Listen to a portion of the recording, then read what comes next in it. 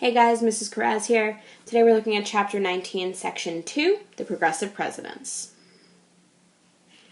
Alright, so on September 6th, 1901, an unemployed anarchist assassinated President William McKinley.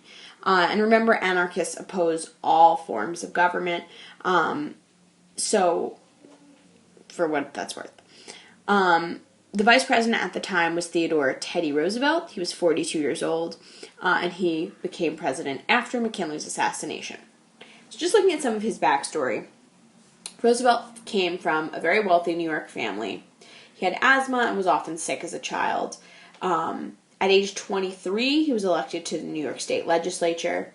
For a time, he was in charge of the NYPD. For a time, he was the Assistant Secretary of the U.S. Navy. He led troops during a war with Spain. He was elected governor of New York. Then he became vice president.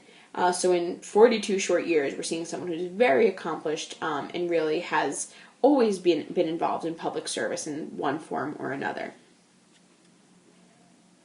So now Roosevelt was known as a trust buster, or a person who works to destroy monopolies and trusts, right? They really want to ensure the success of free enterprise. Roosevelt wasn't really against big business altogether. He just thought that there are good and bad businesses, good and bad trusts, right? And he thought that good trusts specifically are really efficient and fair, right? If you have one board running a bunch of different companies, they could get a lot done quickly and they could be very kind to their consumers if they chose. But bad trusts, on the other hand, took advantage of workers and cheated customers by eliminating competition. And Roosevelt said bad trusts need to either be regulated, right, have rules and restrictions placed on them, or they need to be broken up completely. So ultimately, Roosevelt brought up lawsuits against the Northern Securities Trust, the Standard Oil Trust, and the American Tobacco Company. Over time, all three were disbanded because of these issues that Roosevelt had with them. He also, at one point during his presidency, sided with striking mine workers, and this was a big deal because he was the first president to side with employees publicly in a labor strike.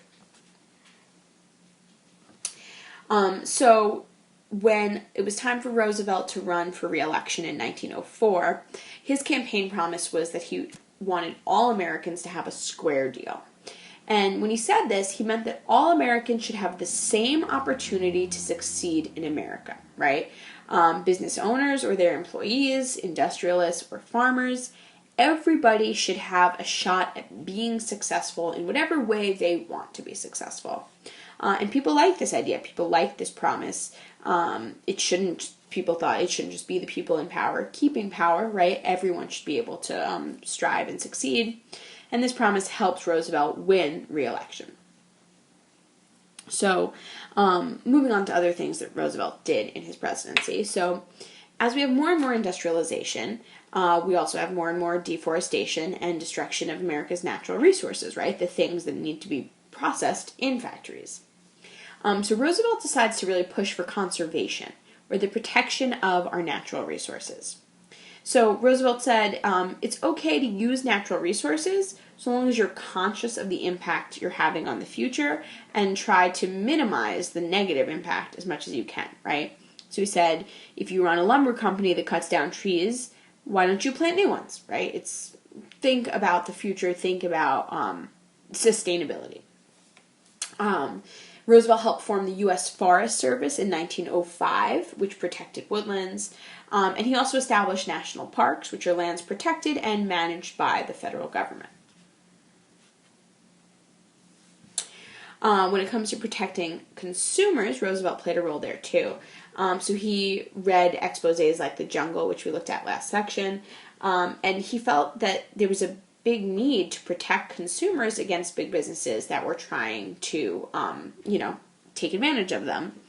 And inspired specifically by The Jungle, Roosevelt passed a law allowing for closer inspection in meatpacking plants, because remember, The Jungle was all about exposing the nasty things that were happening there.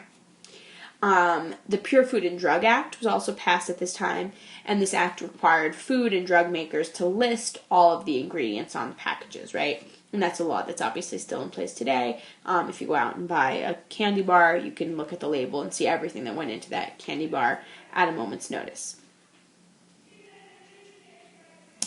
All right, so Taft was Roosevelt's Secretary of War, and he was elected president in 1908. And there are a few different things he did that influenced the progressive movement. So on the good side, let's start there.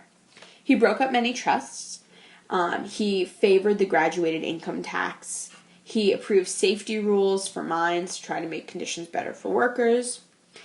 He signed laws giving an 8-hour workday to government employees, and that might not sound revolutionary. Whoops, dropped my iPad. That might not sound revolutionary, but it was. People could be working any number of hours, and this was restricting the time that people were expected to be at work. And Taft also helped regulate child labor laws, saying what was and was not legal for children to do, being young and being in the workplace. There are some ways, though, that Taft hurt the progressive movement. So he raised tariffs, right, which are taxes on imports. And if tariffs are higher, that means the prices that consumers have to pay are going to be higher. There's more money going out of your pocket.